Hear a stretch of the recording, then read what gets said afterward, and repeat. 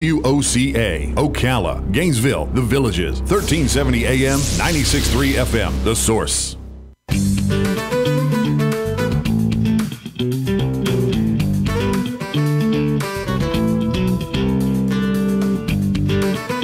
All right, 5 minutes after 10 o'clock. Beautiful Friday. Got a good-looking weekend ahead, and we got a good show right now. John Sotomayor is in the studio from Ocala Magazine, now known as OM. That's right. And got an important guest today. And I this is a subject, John, that I've always had questions about. Yes. So maybe some of those questions will finally be answered. Good morning, John. How are you? Good morning. Good, Larry. Good to see you. Yes, you too. Yeah. And introduce your guest, please. Absolutely. Well, I'm delighted to share that we have with us Steve Blank, the CEO of the Centers, with us today.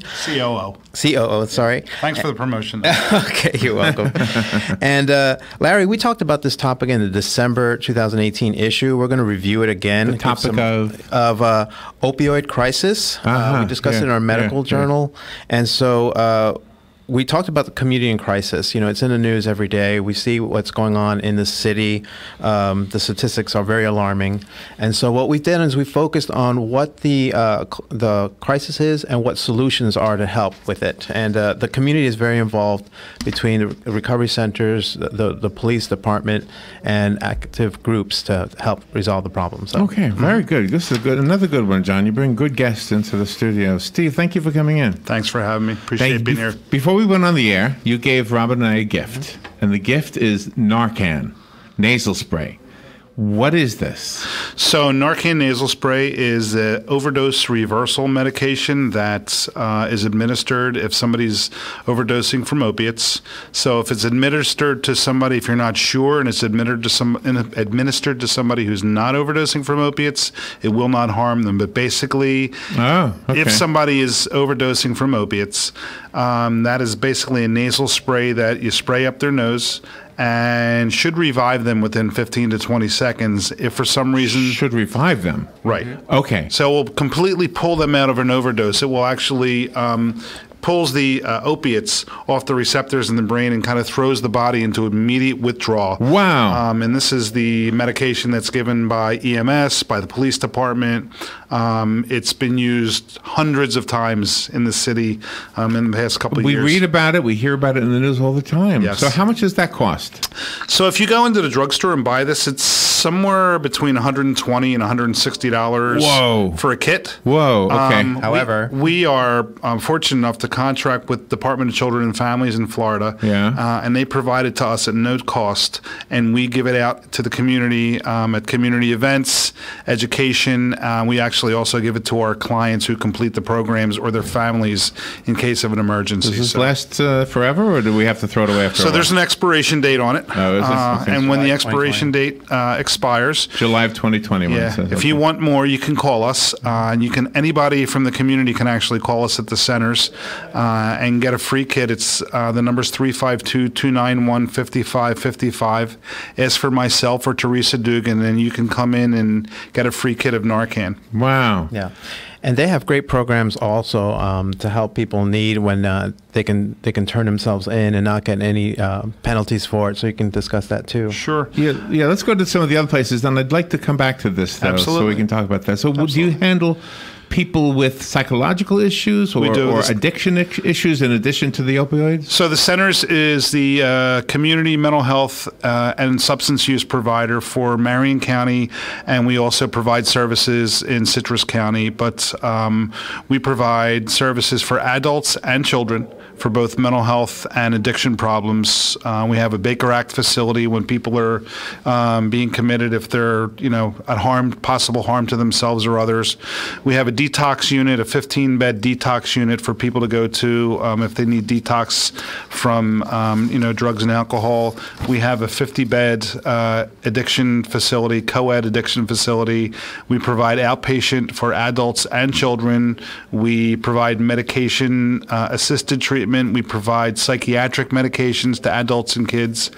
And we also provide several community-based services. That's under our Director of Community-Based Care, which is Michelle Babb, and she oversees things like case management, in-home substance use services, where we go into families' homes.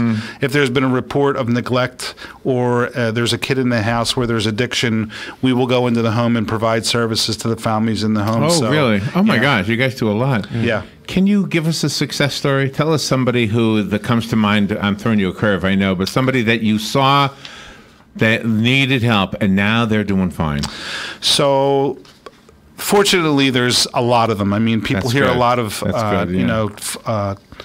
non-success stories or failures, and sometimes people do fail before they get it together. But I can tell you, right in this community, I can tell you of a story of somebody who has gone through our program, done what they needed to do, succeeded, has opened up their own business, is very involved with the community, is very involved with things that are recovery-based, recovery-oriented. Good. Wow. I love that. So, do the people who are in the centers normally bring themselves in there, or do they normally come in by police order or court order or a family member? How do they get there? Yes, and yes. Everything, they get there. We don't really. It doesn't really matter how they get to us, and we tell them that when they come to us, that it's really just a matter of, now that you're here, what do you want to do about it? So we have people that come in. We have the amnesty program through the Ocala Police Department, which started a little bit less than a year ago, where people can actually turn themselves into the police department.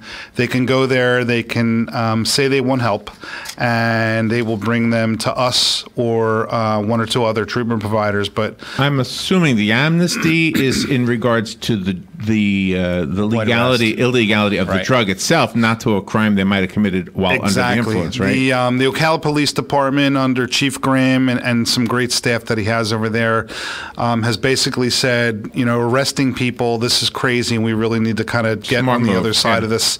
So we've placed about 60 people into treatment, and these are people that actually walk into the police department, possibly with drugs or paraphernalia on them, and says, I'm done, I need help. They reach out to us, or possibly reach out to, there's a navigator in Marion County that works with the Marion County Children's Alliance, Phil O'Day. He responds to a lot of overdoses also, and he does a lot of stuff. And do you take care of the patients, and then after all of their treatment is done and they have successfully completed the program, then do they get a bill? How is this paid for?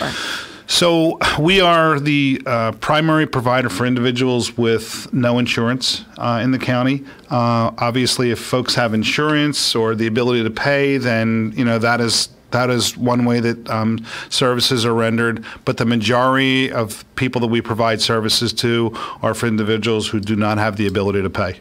Oh my gosh. How does somebody become addicted to something? And I'm going to ask two questions in one. Sure. So that's one. And the other one is, do some substances cause an instant addiction, and others has to be over time?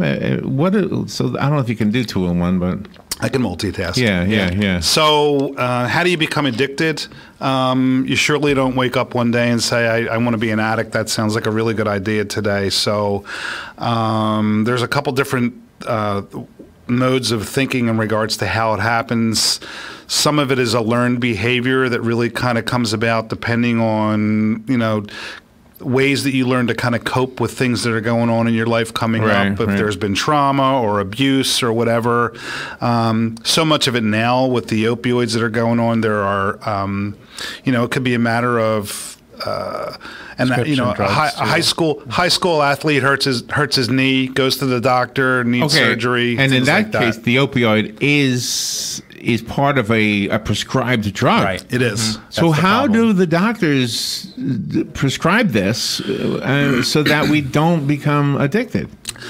I don't know that that's completely possible, because when your second question is, I think, was something along the lines of, how quickly can you become addicted? I think with opiates more than anything, that's probably what you become. One time?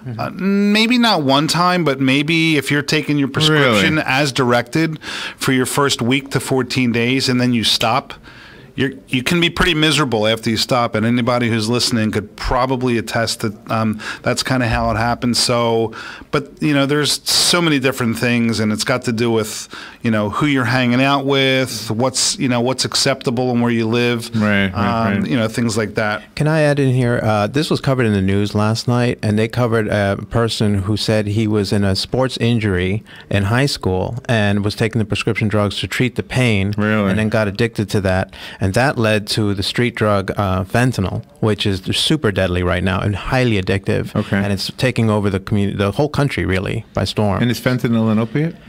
Fentanyl is actually a synthetic-based painkiller or narcotic that's actually made in a laboratory, and it is 100 times more powerful than heroin. So all you need is like a couple of granules in the drugs that you're taking.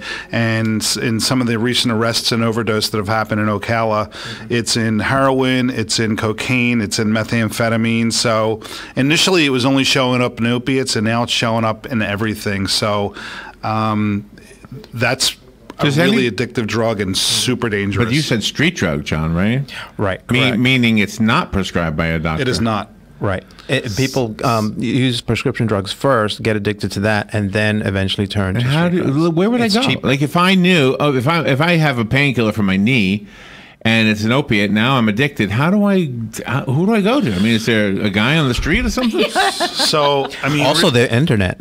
I've heard that they also can get it on the black market. You can get it on the black market, but a lot of times what happens is these individuals who initially start out with pills that maybe go and have a tooth pulled or whatever, once you figure out that you really don't like not having that medication in your system, if you take it long enough and you're managed to kind of get the pills long enough, and you talk to the right people, they'll tell you something along the lines of, if you try heroin, it's the same type of feeling. So you can buy heroin anywhere. So in order to do what you are a professional at doing, you have to get the addicted person off of whatever they're addicted to, right? Correct. Does that go through the withdrawal process that we're familiar with from movies, where there's the sweats, there's the dreams, there's all that other stuff? It's that's really when you go to detox for and normally a detox is kind of monitored medically, and you're there for 5 days to a week to 7 days, whatever it may be, but you're surely not 100% free of the drugs after 5 to 7 days. You're just kind of medically stable now, and then you still really need to kind of focus on addressing your behaviors, and you may need some more medications to help you kind of make it through. And the centers actually has gotten involved with providing medication assisted treatment too, because it's a big part of what's going on in the state of Florida, and we need to be a part of that. And I also wanted to add about the stigma associated with the addiction, because it really can happen to anybody. We first covered this subject in 2013 with a story, and it's only gotten worse since. But one of the research that I did was on a woman who was a soccer mom, regular person, and then got surgery or something, and got addicted to the painkillers, and then started to use the drugs more and more secretively. And then people started noticing her behavioral changes. She became a little bit more lethargic, introverted. She didn't associate much of her duties were neglected. Like she used to pick up the kids, she stopped doing that. Oh my gosh! She stopped doing the grocery shopping. Yeah. And then people started noticing her appearance change. She wasn't washing her hair frequently, or the way she dressed. She just neglected her appearance. So there's subtle clues that you can see in a person's behavior changes. And again, I want to stress it can happen to anybody. John, the work you do. Sometimes when we're in media, we wonder if we're doing as much as somebody like Steve. I mean, Steve is making a huge contribution to us. Yes. And I always feel like us in the media, we don't even come close to doing that. Right. But I think what you've shown, John, and you're really good at what you do. Thank you. The idea of bringing this subject in a way that we can have a discussion about it, and in a way that we can read about it in the magazine. Absolutely. I think you're saving lives. Thank you. And that's a pretty good contribution. Steve here in the centers are really the ones saving the lives. They have you threw it away. Yeah. But the truth is, if we didn't, because what you're doing right now, and Yes. with the magazine article, you're giving us two things. You're giving us a way to save a life with knowledge about this medication, Yes. right? But you're also talking to somebody who's addicted. Yes. And that person is the more important, maybe, who hears Steve talking and wants to sign up and figure out, how can I get off of this stuff? I've often felt it's important to get personal stories in the feature, so give a narrative so people can relate to the speaker, so that it's not just statistics or that kind of facts, but a relatable story. It could be their neighbor, their friend, and they get that moment where like, oh yeah, I know who that, and I can relate to that story. So, And Steve, you got an event coming up that you're going to, huge community awareness event. Yeah, so about this will be the third year. A few years ago, we started the Ocala Recovery Fest. Happens at Tuscaloosa Park. This year, September 14th, Saturday, from 10 o'clock till 2 o'clock at Tuscaloosa Park, will be our third annual Recovery Fest. September. Wow. So September is National Recovery Month. So Got to mark that then. You'll never remember that one. Yeah, right. Yeah. But it's recovering from addiction, mental health, and we have speakers come up and kind of tell their stories and give some testimony. But there is food, there is music, we have vendors, we have stuff going on there for the kids, and it's really an opportunity to. John talked about stigma. We really are just want to be part of kind of taking the stigma away from people who are have changed their lives and are willing to kind of come out from behind the scenes and say, this is who I am and this is what I'm about now. So we're hoping to have close to 1,000 people this year, and anybody that's interested in being a vendor or just being there, they can contact us at the centers, and we'd be glad to provide them with the information. So we're super excited. And that's the hardest thing to do, is for someone to admit they have a problem because they don't want to go through the embarrassment of everybody else knowing. Right. How do you give them the courage to admit that? You know, it's a point that you have to kind of come to on your own. And what we've seen over the years, what I've seen over the years is it's a personal choice that at some point people just to kind of decide to say, I'm really okay with letting people know who I am and what I'm about. You know, you'd mentioned media coverage, and, you know, we're super grateful to The Source and to John and to news stations for kind of helping raise community awareness, because this isn't really about, hey, look what we've done with the centers. We just want to kind of let folks know that, you know, there is resources in the community. There are good things happening besides people just, you know, floundering and overdosing. And if you want help, there's help out there. Can I add really quick?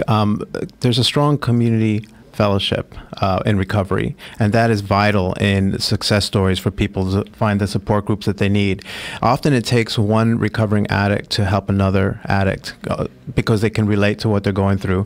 Few family members, friends, coworkers, they don't really understand the gravity of what they personally have to do, the struggles. Yeah, it's a hard one. Yeah. So that's why these 12-step programs are very important. You know, there's AA, NA, CA. They're all available, and people can find them. The centers is a good place to find where they can meet those programs. The community at large might be forgiving, but the spouse of a person is probably, it's a tough one. It's tough. Right? So that person, I mean, have you seen any success stories where a wife, let's say, I'll just use that as an example, could be a husband, is like, done, I'm done, this guy, forget it, he's never going to clean up, and then he does. And then he's asking forgiveness. He says, look, I'm back, I'm normal again, I'm ready to begin our life again. Do you have to work with her at all? Because it sounds like she's got a way to go before she's ready to forgive him and believe he's really changed. I feel like we really do have a responsibility to provide services and care to the family also. So we really try and encourage families to be part of the treatment process for people to come through our program. Within the past year, we've also started a family support group that happens at the centers every Saturday morning at 10 o'clock. But, you know, family members have to come around at their time. I mean, they've been through stuff for years and years and years. And what happens is these individuals that are addicted, sometimes they start getting their act together and like, well, what do you mean? Why aren't you willing to take me back with open arms? And they're like, they don't even know if they want to talk to them. So there's a whole healing process that has to go on with the addicted individual or the people suffering from mental illness, because we provide all the services. And there's a huge need for education and services to the family members too, because sometimes there's family members out there, they get it, they've been through it, and they're kind of, well, that would they've help. Been educated. That would help, yeah. But then there's other family members out there that they are just completely clueless. Yeah. And not to say that that it's That's a bad me. thing. I'm completely clueless. But they think that it's good to, provide a place for their kids to live, Right. or, help take care of their children while they're out doing their stuff. And sometimes you have to do that for the good of whoever's involved. But so family education and family support is super, super important. I have 2 points to add there. From my research, I found that the centers offers an outpatient program to adults and children, and those suffering from drug addiction, mental illness issues, and what they call co-paring issues. So they have a litany of things that to go over and help with those causes. And the second thing I wanted to add is the importance of programs like Al-Anon.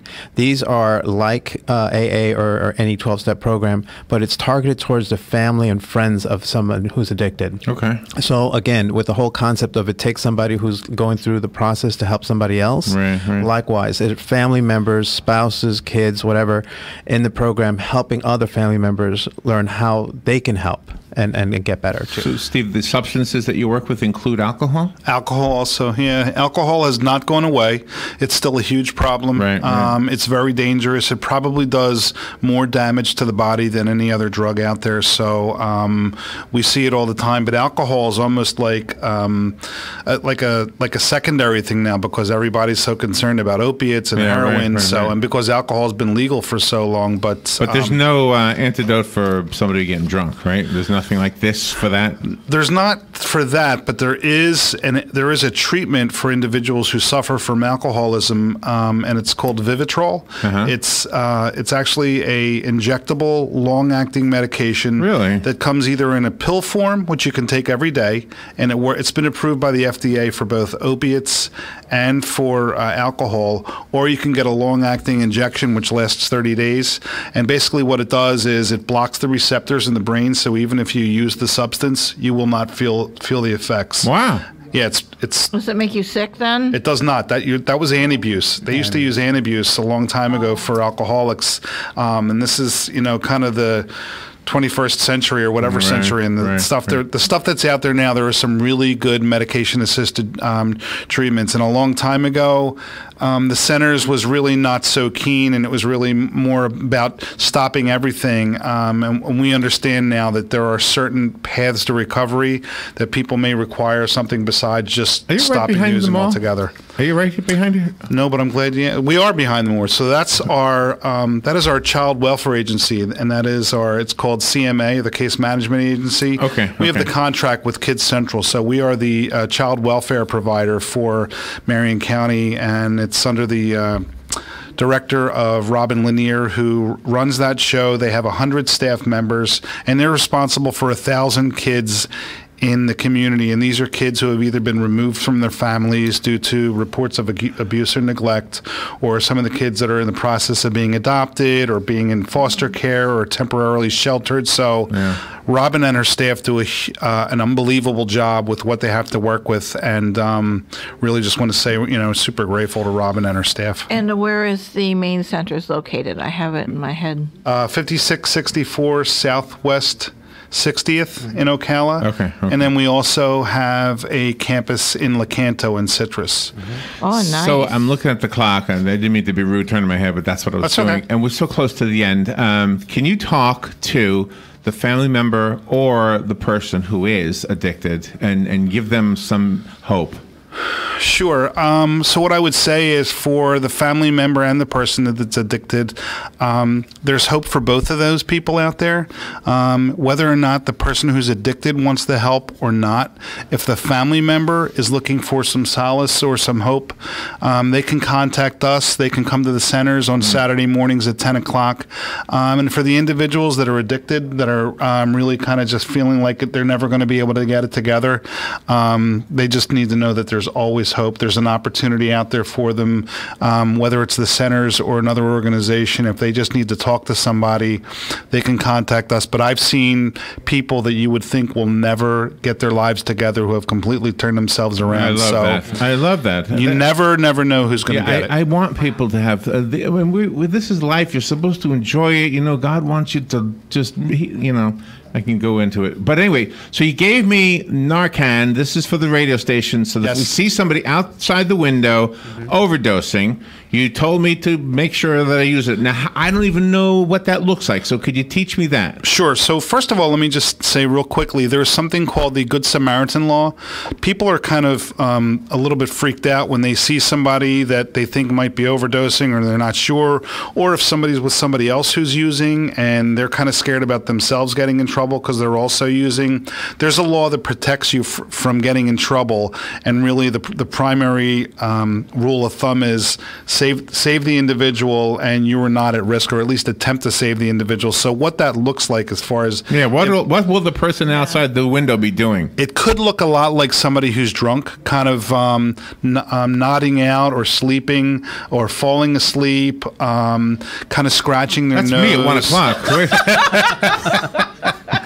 Well, besides you, and all I could tell you is, Robin, at 1 o'clock, you may want to think about vitamins or a cup of coffee or something like that. But somebody who's slurring, who really just the other thing is their skin is pale, or maybe their lips are blue. That's usually a good sign that they're overdosing. So would I presume that the first step is 911 and then do this? Absolutely. Yeah. Call 911, and then if you have the ability to administer that, you basically take that out of the wrapper, put it up their nose, spray it.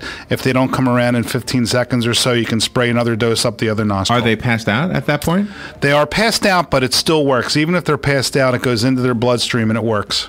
Oh, Steve Blank, you are an amazing guy. Thank you for what you've chosen to do with your life. Mm-hmm. Thanks for having me. And John, you are amazing too. Thank you for what you've done. You've gone through some... I almost said the S word, Robin. You've gone through some crap. Right. And I'm so glad to see you doing well. You're such a vibrant person, and we love you, John. Thank you, Larry. Thank you, Steve. Thank you for coming in. Thank you for doing this. For having me, bring me in. Absolutely. Thank you, Steve. All right, we will take a break. We'll be right back.